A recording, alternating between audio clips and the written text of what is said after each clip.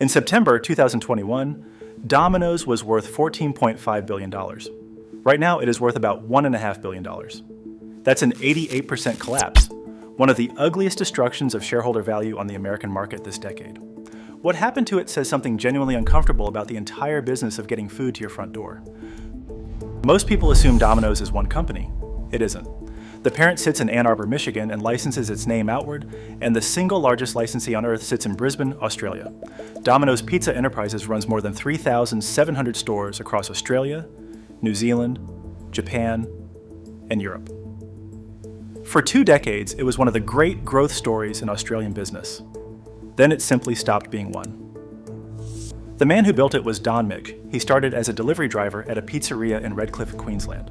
He became chief executive in 2002, floated the company in 2005 at a valuation of $132 million, and spent the next 20 years turning it into a multi-billion-dollar operation across 12 countries. His strategy had a name: fortressing. Put more stores closer together, shrink delivery times, spend the savings on advertising, and let the extra demand pay for the extra stores. For years, it worked beautifully. But look closely at that idea and you can see the trap inside it. Fortressing only works if demand keeps climbing. Build the stores first, and the demand has to show up to fill them. If it doesn't, you're left holding leases, ovens, and staff for customers who never arrive. Then the pandemic hit, and every household on earth ordered pizza at once. Domino's read that as permanent. In 2021, the company lifted its long-term target to 6,650 stores by 2033. Japan was the crown jewel. The network there grew from 600 stores in mid-2019 to over 1,000, and Mage flew to Tokyo to cut the ribbon on the 1,000th. Management started talking about 2,000 Japanese stores. The share price hit $161.98. That was the top. The problem was where those stores went. The mature markets, Tokyo, Osaka, Nagoya, were already covered. So the expansion pushed out into prefectures that had never really eaten pizza, on incomes that couldn't carry the ticket price, in a country with the finest cheap takeaway food on the planet. Analysts at Citi began asking the question nobody inside the company wanted to hear out loud. What if those customers simply didn't want pizza? Lockdowns ended. People went back outside. And all those stores opened in a hurry started bleeding money. In February 2025, a new chief executive named Mark Van Dyke announced the closure of 205 loss-making outlets. 172 were in Japan, roughly 1 in every 5 stores in the country. His language was careful. Some of the COVID period expansion, he said, produced stores that simply weren't optimal. The restructuring bill came to around $97 million. Van Dyke lasted 8 months. In July 2025, he resigned with no reason given, and the share price fell 26% in a single morning to $14.86. $500 million gone before lunch. Weeks earlier, the head of Australia and New Zealand had announced her own exit after 37 years with the company. Into the gap stepped Jack Cowan, the 83-year-old billionaire who brought Burger King to Australia as Hungry Jack's and who owns roughly a quarter of the business. Then came the full-year result, a loss of $3.7 million against a $96 million profit the year before, the first annual loss since the company listed. None of this should have been a surprise because Domino's had already been humiliated once.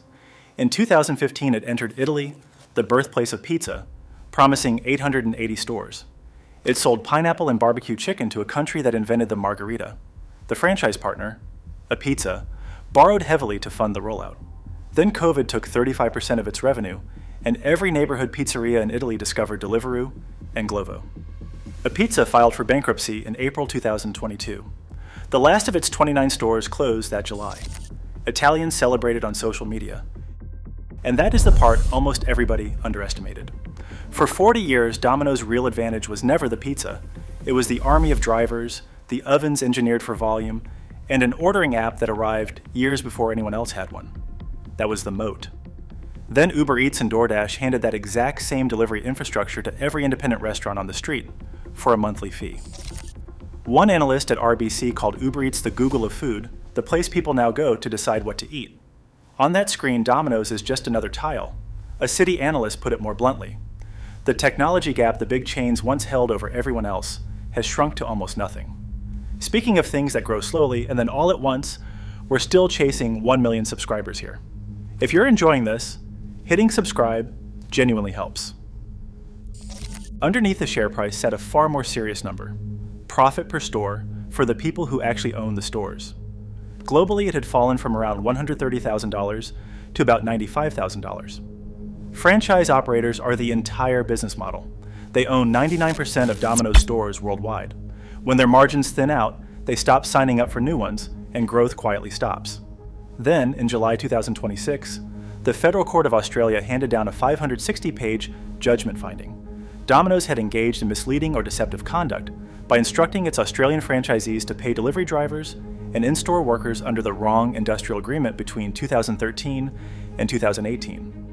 It was brought in 2019 by Riley Gall, a former delivery driver from Queensland, who was chasing a little over $10,000 in unpaid wages. Tens of thousands of workers sit behind him in that class. The case had been running for 7 years. Domino's says it is reviewing the judgment and assessing any grounds for appeal. Meanwhile, in Michigan, the parent company is not having a great year either. In the second quarter of 2026, American same-store sales grew by 0.1%, the weakest in 5 quarters. International sales went slightly backwards. The stock has slid to 3-year lows, and its market value has dropped by roughly a third in 12 months. Rivals are not helping. Papa John's and Pizza Hut both matched the $9.99 deal. Little Caesars undercut the $6.99 carryout offer with $5.99, and a discount war broke out in a category where nobody had money to spare. Russell Weiner, the executive behind the famous 2010 turnaround campaign, is retiring as chief executive. Joe Jordan takes over in October. But here's where the story refuses to stay simple. Domino's has not actually lost.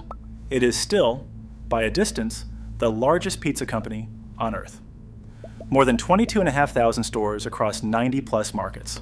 $20.6 billion of retail sales in the last 4 quarters.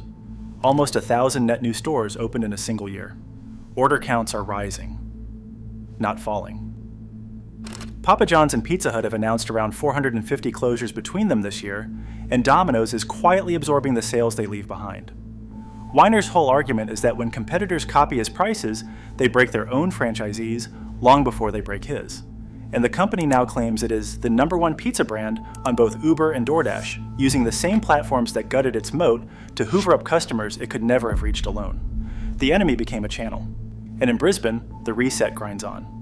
Bain Capital was reported to have looked at buying the business for as much as $4 billion Australian dollars. Cowen has been pushing to strip out the endless coupons and inflated menu prices in favor of lower, honest ones. A 30-year McDonald's veteran, Andrew Gregory, has been appointed to run the whole thing, arriving in August 2026 with a mandate to fix franchisee economics before chasing growth again. The half-year result did claw back to a $40.9 million profit. Then same-store sales in the following 8 weeks fell 7.2%, and the shares dropped 11% in a day. That is exactly where things sit. Not dead. Just no longer believed. So what actually killed it? Not the pizza. Not one bad chief executive. Domino's mistook a lockdown for a trend. It built 1,000 stores for a world that stopped existing the moment restaurants reopened. It squeezed the franchisees and the drivers who carried the whole model on their backs. And it discovered, far too late, that the one thing it had spent 40 years perfecting, the fastest way to get hot food to a stranger's door, could now be rented by anyone with a smartphone. $14 billion, down to $1.5 billion. It turns out the Moat was never the pizza. It was the driver. And somebody built an app for that. If you got something out of this, subscribe to the channel and like the video. There's a lot more. If you like this video, don't forget to subscribe to the channel. There's a lot more coming.